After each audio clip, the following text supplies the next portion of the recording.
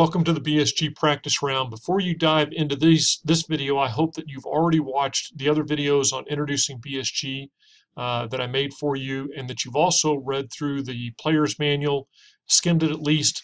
The goal of the practice round, of this practice round one, is simply to familiarize yourself with the software, how you use it, what sort of products you get from it. Not so much that you would learn how to be an expert at BSG just yet. So there are two ways I think that you could effectively use this video. One would be you could just watch the video in its entirety, then go to BSG and make some decisions for practice round one. The second would be, and the thing I think it might be better, is if you watch it basically screen by screen, have me talk about a screen and then go to that screen and do the decisions yourself. Then once you're complete, go back and forth. So let's dive in. The first tab that you see over here, the decision tabs, this is the order I recommend you cycle through them in. I want you to pay careful attention to this box only because I don't want you to pay careful attention to this box. There's going to be a tendency to want to focus on this as you go through the screens. And I'm going to show you in just a few minutes why that's really not a very good idea until you've completely passed through the screens. Once you've completely passed through the screens, then you want to pay attention to what this says. But until then, not so much. The first screen that comes up is the corporate social responsibility. My caution to you here is don't go crazy and decide to spend a ton of stuff. As you select the various options, you can actually see what it cost you. So if I decide to go with recycled packaging, you can see it adds 20 cents per shoe. And in some right now with my current level of production, it's going to cost me a little over $1 million. Is that significant? Well, frankly, it depends on how aggressive your industry gets. If you're like most MBA classes who don't listen to my advice, you're going to get into a grievous price war, and you're going to be trying to hang on to every penny you can be, because half of you're going to be losing money. Again, I don't encourage that. I just commonly see that. So you want to be careful here. You can try some of the different options and see what they cost. For example, the diversity program, you can see is very cheap. The ethics program, again, very cheap. So you decide what you want. On to the sales forecast tab. The sales forecast tab is going to be probably the one you're going to spend the most time on, and it's the most important.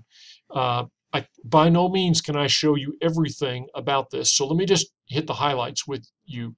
This is the internet area. This is relatively straightforward, no big deal. To the extent that you accurately predict what your competitors are going to do, then the sales forecast is going to give you an accurate answer. The more you get wrong as far as what the industry averages are going to be, the more your forecast is going to be inaccurate. Inaccurate forecasts are always a bad thing. And let me show you just how powerful this is. Let's say that right now you can see it's forecasting that in North America wholesale segment, I'm going to sell 1.3 million shoes. What if I'm wrong and in North America they actually do a pretty good price cut? So 1346 is the baseline, but if there's a pretty big price cut, you can see I just changed how many shoes I sold by over 100,000 shoes.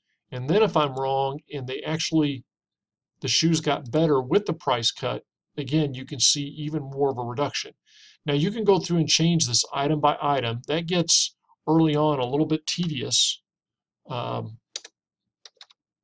Or you can simply use this tab and say, I think the North America region is going to get plus 10% more competitive. And you can see if I think that really shrinks my sales down to 918. So you can simply select this percentage, or you can go in and you can do right sizing region by region. Frankly, as you get into the game, you're probably going to want to do it region by region as you accurately trend out what people are going to do. But the main takeaway point is your forecast is only as good as the accuracy of your estimate of what your competitors are doing. The good teams tend to do a good job with this. So a lot of common sense things you can see. For example, again, if I'm in Europe, Africa, and I think I'm going to sell 1,346 shoes, if I make my shoes better and don't raise the price, I'm going to sell more. If I keep my shoes the same and cut the price,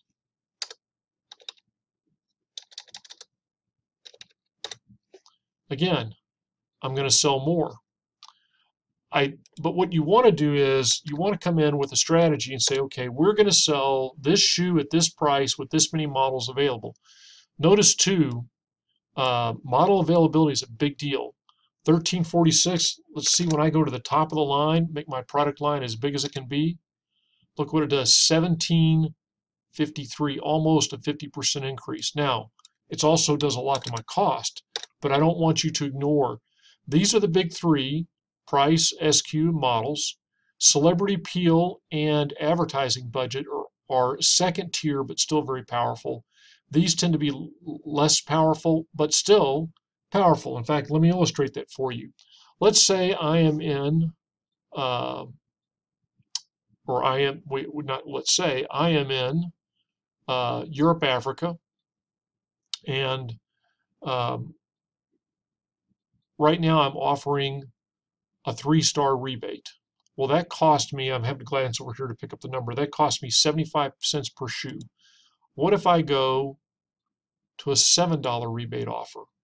That cost me $3.15 per shoe, or a difference of $2 and what? Doing math in public here, 75 cents from 15, $2.40. Okay, so that drives my demand to 1507. I'm going to write that number down because I tend to forget things. That makes my demand 1507. What if I go back to that $3 rebate and I lower my price by that $2.40 again, which would mean that would take my price to $45.60. So 45.60. Well, now my demand is 1463. Before it was 1507.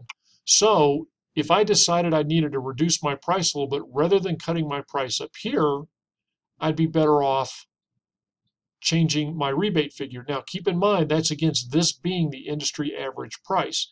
If I get this price wrong, or if I get the industry promotions wrong, then all this stuff is going to be a little bit off. But again, the reason I wanted to show you that is when it comes down to it, you can get pretty specific on the trade space. You can go in and you can say, hey, if a celebrity's got an appeal of 70 in this market, and it's going to cost me, I want to bid, let's say $4 million. So I'm just going to say $1 million, $1 million, $1 million, $1 million, because it does it region by region. And it's got a star appeal of 70 here. So right now it's 1346. I put in a star appeal of 70, and I pay for that celebrity by taking $1 million out of my advertising budget. 1346, you can see I would be in this region slightly better off. Okay, that gives me an idea of what I might should be willing or might be willing to pay for my celebrities. Again, you can do a lot in the trade space. One thing I want to illustrate, though, is that you can't chase these numbers down here. So let me just put a stupid number up here, $40. Well, look what it does to my earnings per share. It cuts it way down to $1.67. I wouldn't want to do something that stupid, but you know what? I didn't produce, I almost doubled, not quite, but I significantly increased my demand. But because I haven't gone to the production tab yet, I'm sorry, the branded production tab, it hasn't built those shoes. So it's going like, wow, you're selling all these shoes, and at that price, you've got all this demand, but you don't have enough shoes to sell to that many people. So kind of wasted. Therefore, you can't chase these numbers. Make one complete pass to the screen, implement all your decisions, and then assess. So I'm going to put that back to 48, and we're going to roll on. Next is the plant capacity and upgrade tabs. Tonight for the practice round, you don't need to do anything with this. However, and frankly, you're not going to make a lot of decisions on this tab, but when you do, it's going to be really, really important. So what can you do? You can add to your existing plants, or I'm sorry, you can purchase capacity if somebody else puts it up for sale. I'm sorry. This is if somebody decided to sell one of their plants or parts of their plants. You can sell some of your own capacity. You can build capacity. You can either build brand new plants in Europe, Africa, and Latin America, or you can add your North America and Asia Pacific plant, or you can select these upgrade options. You'll notice these are not cheap. However, they are very important and very powerful. And as soon as you settle on your position, in other words, we're going to go high models, low SQ, whatever you're going to do, you want to do these upgrades and you want to do them soon. And I'm just going to put it right up front. The longer you wait to settle on a position and the longer you wait to pick upgrade options, the worse off you're going to be, simply because other people who have done this are now getting this right in their value chain, and over the long haul, they're going to save money. I'm going to stop this video. Well, I'll tell you what, I'm going to go on and do one more screen. The branded production tab is another very important tab. You have a series of materials. Now notice it's flagging my stars is red, and the reason for that is I said here in my sales forecast I was going to sell a 5-star shoe. Okay, so let's go about changing that to a 5-star shoe. Well, there's any number of ways I could do that. Again, the number of models should just match what I put on the branded sales forecast. There's any number of things I could do here. I could increase the percentage of superior materials, and notice that small increase got me to 5 stars. So you manage enhanced styling, TQM 6 Sigma, this tending to have a long payoff. In other words, good investments in this tend to pay dividends over a long period of time. The models can influence the SQ rating. Well, actually, they can't. I'm sorry. But it's primarily these 3 things. And once you figure out the star level that you want, what you want to be able to do is you want to build that shoe as cheaply as possible. So you can see right now I'm building that 5-star shoe at $9.86 a pair. Well, what if I take it down to 55%? Well, you can see I just went down a star. What if I increase my styling features by 12,000? I went to 5 stars, but I didn't change my price per pair. So that would seem to be a little bit better way to go. For TQM 6 Sigma, this tends to be more of a strategic move. So again, that's something I'm probably not going to zero out. But you can see here I got it down to 976 by increasing my TQM and taking my enhanced styling back down. So then you want to just play with this. You want to build the minimum shoe. Well, now I lowered it even more because I can lower it to 54. 53, still a 5-star.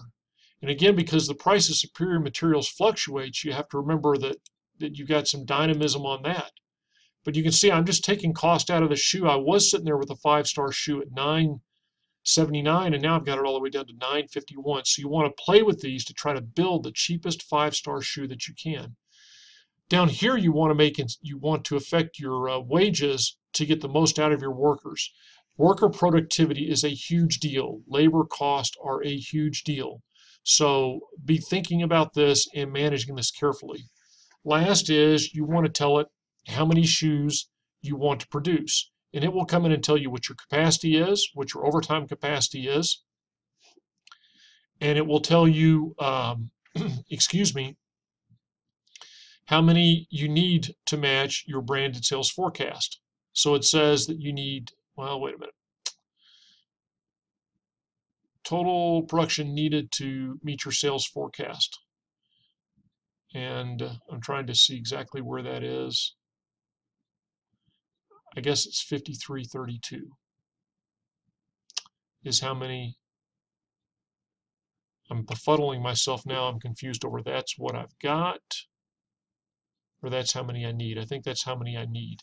So what I'm doing here is I'm adjusting my production. Obviously, overtime is not really a bad thing, but you can also use that in the private label. So you're going to spend some time getting this right. So I'm going to stop the video now to make another video, and then we'll pick up on the branded distribution tab.